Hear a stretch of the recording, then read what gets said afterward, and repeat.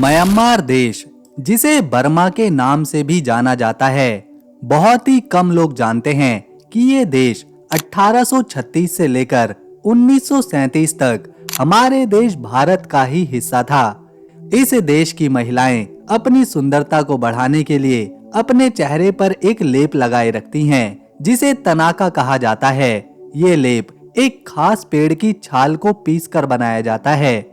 Myanmar में एक कयान नाम की जनजाति रहती है और इस जनजाति की महिलाओं की गर्दन दुनिया में सबसे लंबी है और जिस महिला की गर्दन इस जनजाति में जितनी लंबी होती है उसे उतना ही सुंदर माना जाता है।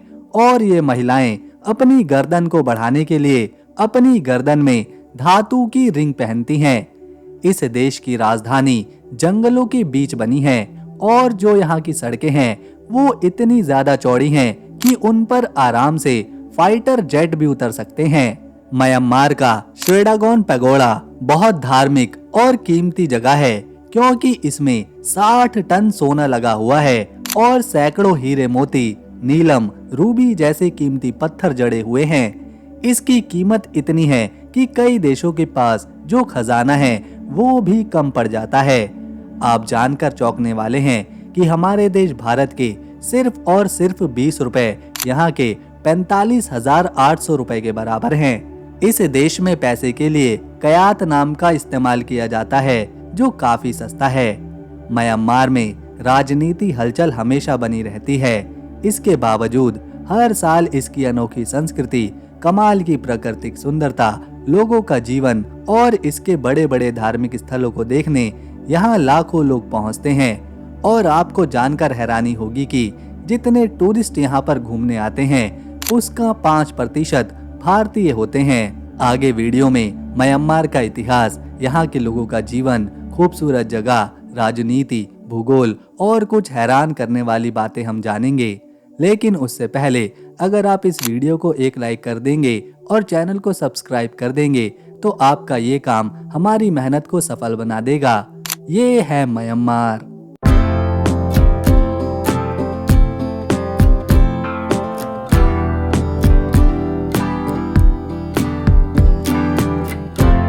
म्यांमार में 5 करोड़ 50 लाख लोग रहते हैं। ये देश आकार में बड़ा होने के साथ साथ जनसंख्या में भी काफी बड़ा है। जनसंख्या का लिंग अनुपात देखा जाए तो म्यांमार में महिलाओं की संख्या और पुरुषों की संख्या लगभग एक ही समान है। इस देश की सबसे बड़ी पहचान है इसकी धार्मिक विविधता, लेकिन इसमें भी एक धर्म सबसे ज्यादा प्रमुख है। यहाँ के लगभग 88% लोग बौद्ध धर्म के अनुयायी हैं।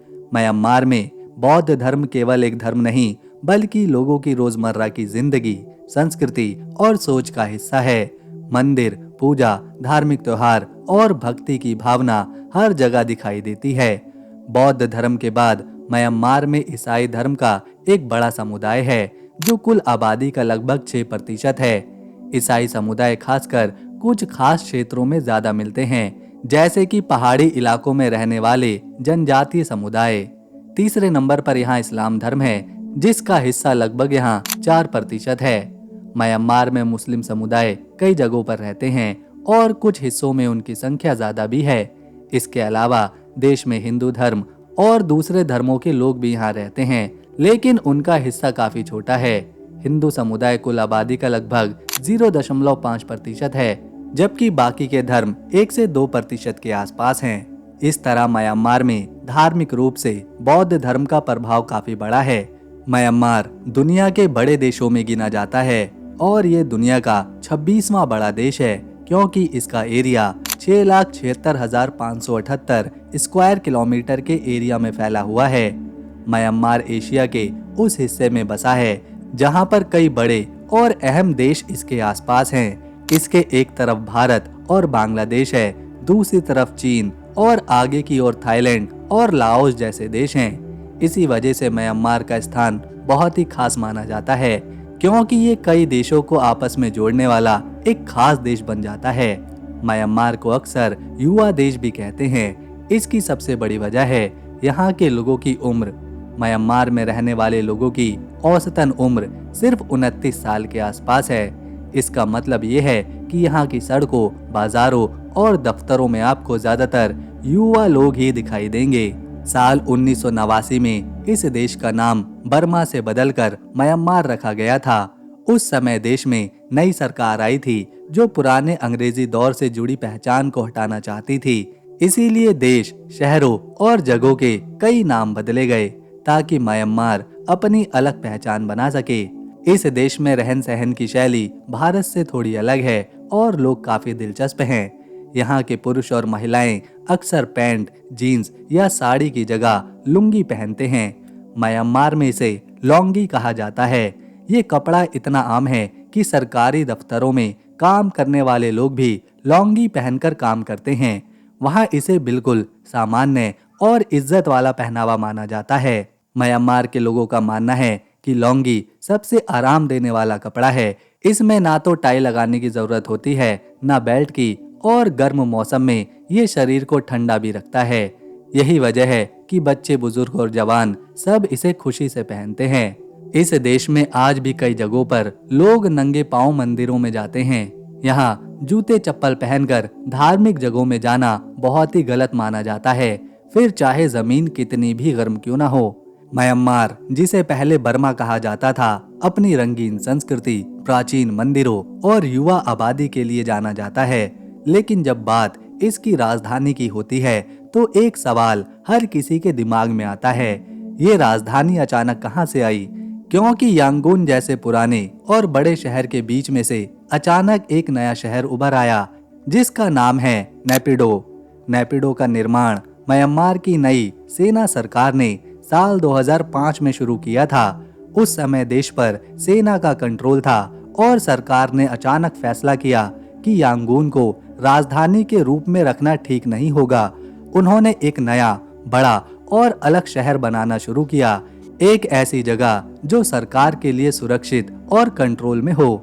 ये शहर केवल एक नए कार्यालय या भवनों का समूह नहीं था। नेपिडा को एक पूरे नए देश के दिल की तरह बनाया गया। इसमें विशाल सड़कें, बड़े बड़े सरकारी भवन और कई अलग अलग जोन बनाए गए, जैसे कि प्रशासनिक क्षेत्र, सेना का क्षेत्र और सरकारी आवास। लेकिन सबसे चौंकाने वाली बात यह है कि नेपिडो की सड़कें इतनी चौड़ी हैं कि कहा जाता है कि एक साथ यहाँ कई जहाज उतर सकते हैं। हाँ, आपने बिल्कुल सही सुना। यहाँ की कुछ सड़कें इतनी विशाल हैं कि उन्हें एयरपोर्ट की तरह बनाया गया है। और ये भी सच है कि इस शहर की कई सड़कें अधिकतर खाली पड़ी रहती हैं, जैसे कि ये शहर अभी भी पूरी तरह तैयार होने का इंतजार कर रहा हो।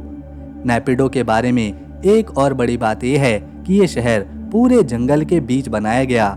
यहीं से ये और भी रहस्यमयी बन जाता है। ये कोई पुराना शहर नहीं था जो समय के साथ बढ़ता गया।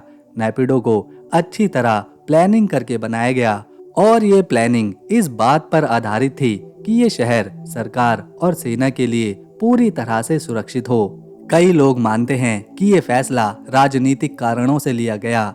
यांगून में सरकार को विरोध और प्रदर्शन का सामना करना पड़ता था। नए शहर में प्रशासन को कंट्रोल करना आसान हो जाता था और सबसे बड़ी वजह ये शहर राजनीतिक शक्ति को दिखाने का एक तरीका भी था।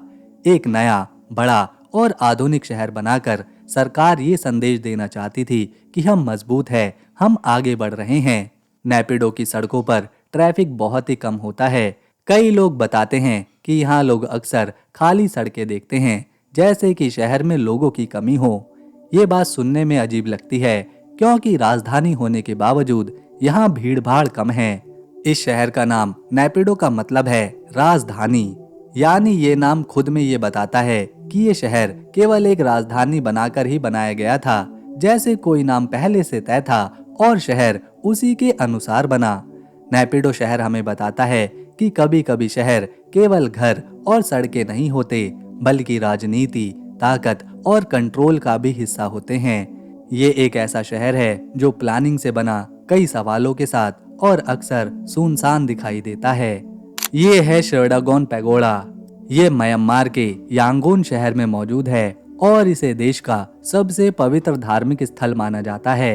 ये मंदिर गोल्डन पगोडा के नाम से भी मशहूर है क्योंकि इसका पूरा ढांचा सोने से ढका हुआ है और सूरज की रोशनी में ये एकदम चमकदार दिखाई देता है। माना जाता है इसे 2500 साल पहले बनाया गया था। ऐसा कहा जाता है कि इसके अंदर भगवान बुद्ध के 4 महत्वपूर्ण बाल और कुछ अन्य अवशेष रखे हुए हैं। ये अवशेष भगवान बुद्ध के जीवन से जुड़ी वस्तुएं मानी जाती हैं, इसीलिए ये जगह बहुत ही खास बनती है। समय के साथ कई राजाओं ने इस पगोड़ा को और बड़ा और ज्यादा सुंदर बनाया। हर युग में इसे सजाने के लिए सोना, कीमती पत्थर और कई कीमती चीजें जोड़ी गईं। इस पगोड़ा की खासियत ये है कि ये सिर्फ एक मंदिर नहीं बल्कि एक पूरा धार्मिक परिसर है। यहाँ कई छोटे छोटे मंदिर, पूजा स्थल और म्यूजियम भी हैं। पगोड़ा के ऊपर एक बहुत बड़ा हिमत यानी जिसे चोटी कहते हैं, जिसमें हीरे, नीलम और दूसरे रत्न जड़े हुए हैं। कुछ रत्न इतने बड़े और कीमती हैं कि उनकी कीमत का अनुमान लगाना मुश्किल है। इस पगोड़ा की ऊंचाई 100 मीटर से भी ज्यादा की है, इसीलिए ये दूर से भी साफ दिखाई देता है। यहाँ हर दिन हजारों लोग आते हैं। कभी वे भगवान बुद्ध की पूजा करने आते हैं तो कभी शांति और कभी आशीर्वाद लेने के लिए। यहाँ आने वाले लोग अक्सर मिट्टी की थाली, फूल, मोमबत्ती और धूप लेकर आते हैं। वो पगोड़ा के चारों तरफ घूमते हुए प्रार्थना करते हैं और अपने परिवार की खुशहाली की कामना करते हैं।